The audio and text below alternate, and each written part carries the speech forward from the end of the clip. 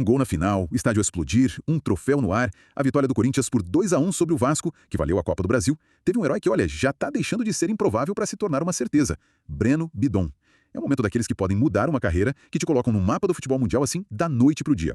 E é exatamente esse mapa que a gente vai explorar hoje. A partir de umas declarações bem fortes do Fernando Brito, que é o empresário do jogador, vamos analisar o interesse cada vez maior dos clubes europeus por essa joia do Corinthians, vamos tentar entender o que está por trás desse assédio, os valores envolvidos e, claro, a situação financeira complicadíssima do clube, que é o grande pano de fundo dessa história toda. Exato. O que a gente vai tentar fazer aqui é, desmontar esse quebra-cabeça, que tem 3 peças principais, né? O talento óbvio do miúdo, a estratégia muito bem montada do empresário dele e a conta bancária do Corinthians, que tá no vermelho vivo.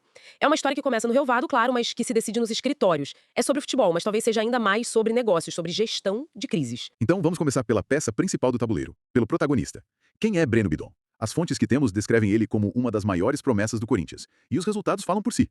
Em apenas 2 épocas como profissional, ele já levantou um campeonato paulista e agora uma Copa do Brasil. É um impacto quase instantâneo, né? É impressionante. E o mais curioso é que, segundo o empresário, ele já era observado pela Europa desde os tempos da base, mas o plano inicial era outro: criar uma história no clube, ganhar títulos e só depois pensar numa mudança.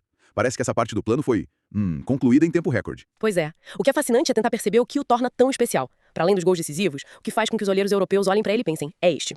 A fonte que a gente tem nos dá umas pistas. A primeira é o estilo de jogo dele. O empresário diz que o futebol dele proporciona o que a Europa busca. E o que isso quer dizer na prática? O que a Europa busca que ele tem? Olha, pensa no arquétipo do meio-campista moderno. Não é mais aquele especialista, sabe? O 10 clássico que só cria ou o 5 que só destrói. A Europa hoje procura jogadores completos, que fazem as duas coisas. E o Bidon se encaixa nisso. O famoso box-to-box. Exatamente. Ele tem a capacidade de chegar na área e finalizar, como a gente viu na final, mas também tem a inteligência tática e a capacidade física para recompor, para pressionar, para participar na construção desde trás. Essa versatilidade é ouro no futebol de alta intensidade da Europa. Entendi. Ele não é um jogador de uma só função. É quase um canivete suíço no meio-campo. Perfeito, é isso. Mas tem um segundo fator, que do ponto de vista do negócio é talvez ainda mais importante. A fonte menciona a possibilidade real de ter dupla cidadania. Isso, para um clube europeu, é um bilhete de ouro. Por quê? Por causa das regras de estrangeiros? Precisamente. As grandes ligas europeias têm um limite de jogadores extracomunitários, ou seja, de fora da União Europeia. Essas vagas são disputadíssimas, muito valiosas. Um jogador como o Bidon, se conseguir o passaporte europeu, ele não ocupa uma dessas vagas. Ah, entendi. Ele chega como um jogador comunitário. É como se ele chegasse com um passe livre burocrático. Isso não só facilita a contratação, como aumenta exponencialmente o leque de clubes que podem estar interessados nele. Ele não é apenas um talento, é um talento logisticamente muito conveniente. E essa conveniência parece ter aberto muitas portas. Porque o empresário dele, o Fernando Brito, deu uma declaração que é, no mínimo, bombástica. Ele diz o seguinte, e vale a pena citar: dos grandes clubes europeus, eu não sei te dizer qual eu não tenha falado. Qualquer um que você falar em algum momento, a gente já teve alguma sondagem em relação ao contato. A confiança aqui é absurda. A minha pergunta é: isso é um reflexo real do mercado ou é uma jogada de mestre para inflacionar o valor do jogador? É uma excelente pergunta. E a resposta provavelmente está naquelas 3 palavrinhas que ele usa no final: sondagem, relação ou contato. Repara que ele não diz proposta oficial. Ah, é verdade? Essa é uma linguagem deliberadamente vaga e muito, muito inteligente. O trabalho de um superagente não é só fechar contratos. É construir uma narrativa, criar uma percepção de valor. É quase como lançar um trailer de um filme muito aguardado, para criar expectativa antes mesmo de ter uma data de estreia definida. É a analogia perfeita, é isso mesmo. E nesse trailer, ele tá dizendo que todos os grandes estúdios, todos os grandes diretores, já ligaram para perguntar sobre o ator principal. Ao fazer isso, ele sinaliza pro mercado inteiro: este jogador está no radar de todos os gigantes. Se o seu clube quer entrar na corrida, a hora é agora e o preço não vai ser baixo. Ele está na prática tentando criar um leilão informal, aumentando o hype e, claro, o preço final. Então, a estratégia é menos sobre fechar o negócio amanhã e mais sobre posicionar o jogador como um artigo de luxo, uma peça cobiçada por todos. Exatamente, é uma estratégia de longo prazo e isso fica claro em outra parte da declaração dele. Ele diz: o momento do Breno ir para a Europa vai chegar, é um fato. A gente não tem pressa para isso. Isso mostra uma gestão de carreira calculada, proativa. Eles não estão sentados à espera que o telefone toque. Eles estão criando o ambiente para que, quando a proposta certa chegar, seja o momento ideal para todos. Essa estratégia do empresário é brilhante, mas ela só funciona se o clube tiver algum poder na mesa de negociação. E esse poder, imagino, vem dos números que estão no papel, no contrato dele, certo? É aí que a conversa fica séria. Todo esse hype seria inútil se o contrato do jogador fosse fraco. Mas o Corinthians fez o trabalho de casa. O contrato do Breno Bidon vai até 31 de dezembro de 2029. Isso dá ao clube quase 5 anos de controle, uma posição negocial muito forte. Mas o detalhe principal, claro, é a cláusula de rescisão. Espera aí, uma cláusula de 100 milhões de euros para o mercado internacional. Convertendo isso dá mais de 630 milhões de reais para um jogador que ainda está no Brasil. Esse número parece quase ficcional. Ninguém realmente paga isso. Paga. Não, raramente alguém paga o valor total da cláusula, especialmente por um jogador vindo da América do Sul. Mas esse número não tá lá pra ser pago, entende? Ele é uma declaração de intenções. É o Corinthians a dizer pro mercado europeu: este é o patamar da conversa. Nós colocamos este jogador na mesma prateleira de valor que as maiores promessas da Europa. Se quiserem negociar, a vossa proposta tem que começar muito, muito alta. Faz todo sentido. A cláusula funciona como um teto, um ponto de partida que intimida propostas baixas e força os clubes a levarem a negociação a sério. É uma barreira de entrada para a negociação. E eu vi que também há uma cláusula para o mercado brasileiro, de 370 milhões de reais.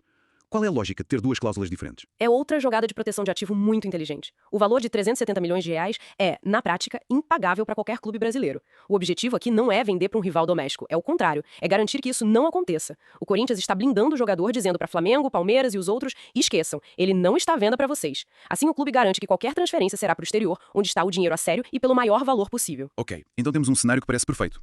Um jogador de topo, um agente a criar valor e um contrato blindado. Mas é aqui que a história dá uma volta.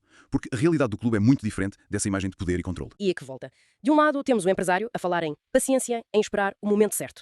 Do outro, temos a realidade nua e crua do Corinthians. As nossas fontes apontam para um endividamento total a rondar os 2,7 mil milhões de reais. É um número que sufoca qualquer gestão. Essa dívida cria uma dependência gigantesca da venda de jogadores para fechar as contas. E os números recentes são preocupantes. Em 2025, o clube orçamentou arrecadar 240,6 milhões de reais com vendas, mas a realidade foi que só entraram 90 milhões.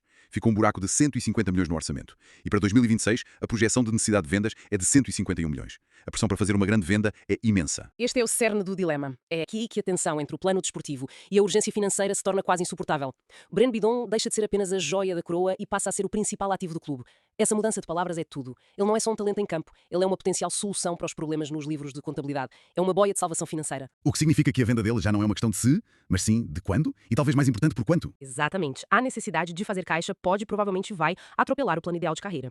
O mundo perfeito para o Corinthians seria mantê-lo por mais 2 ou 3 anos, ganhar mais títulos, transformá-lo num ídolo e vendê-lo no seu pico de valorização. Mas a realidade financeira pode forçar uma venda já na próxima janela.